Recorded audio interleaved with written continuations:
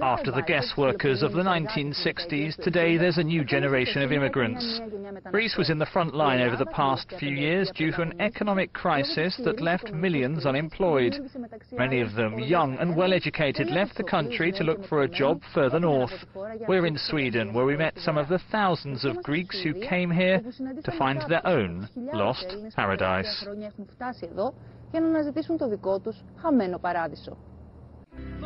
Eleftheria Yerifoka is an actress and director.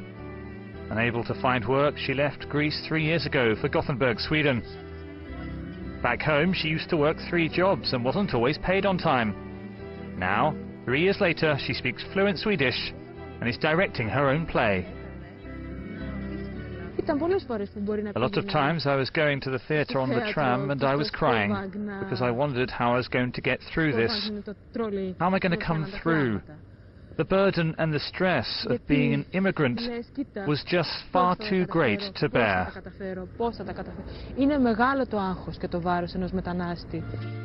George Zapatas came here just 6 months ago with his wife and 2 kids. He lost his job in media in the midst of the crisis. George says Sweden offers a better life. He's taking Swedish classes and hopes to find a new position soon. I could never think that I would leave my country at 40 years old. It was not my choice to emigrate, it was something I was forced to do. Every day there was a bigger insecurity. You didn't know what's going to happen to you tomorrow, next month. Here you know what you're doing next month. I know that in 6 months from now I'm going to finish some things. You've got a program. In Greece you never know what's coming tomorrow, and this insecurity eats away inside you. It turns into a cancer that eats at you deep inside. George Sikantilakis is an orthopedic surgeon who left Greece before the crisis. There's a huge demand for doctors in Sweden. It means many unemployed Greek medics are making the trip north to Scandinavia. You can always choose a specialized area of study, but you cannot practice it. You have to wait between 7 and 8 years for such a position. And if you don't have another way of earning an income, you just have to wait. In 2012, 2,254 Greeks settled in Sweden. That's just over 45% more than the previous year. Academics say this brain drain is bad news for struggling southern European countries. Mobility of labour, as it's described in European terms, is not necessarily good for the sending countries. And if it has been eroded, as it has been, in the southern periphery, in those crisis-stricken countries in Eastern Europe and so on, then I think this is a major issue of European policy. These Greek expats admit they miss home, their culture and their people. But do they think they'll ever go back one day? I couldn't fit into the system of a public hospital if I was going back. I would do it only as a private doctor. But the times are difficult even for private doctors in Greece.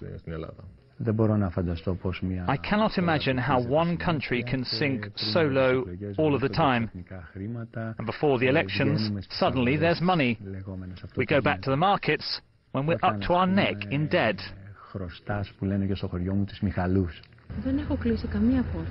I haven't closed any doors. We live in Europe. We can work in Sweden, in Greece, in Germany, even in Egypt. Now I'm living here, but I don't know where I'm going to be tomorrow. That's how we have to think about life, to move a little bit, like the birds.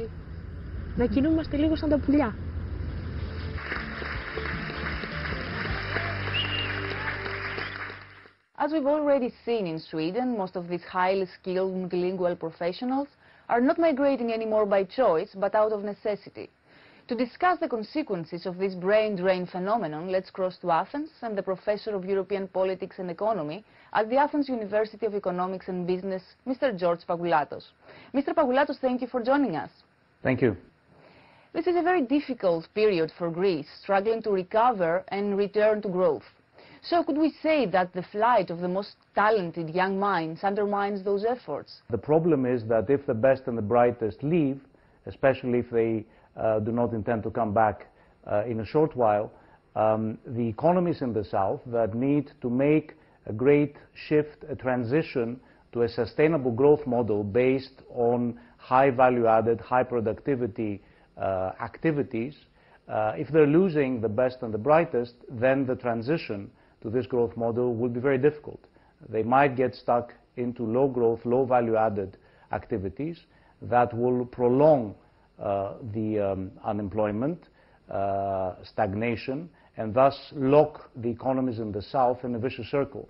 So there is a great danger that labor migration of a high-quality employees could end up exacerbating a kind of disintegration in the Eurozone. You are in contact every day with young professionals, young students who might wonder what to do, stay or leave. What is your answer?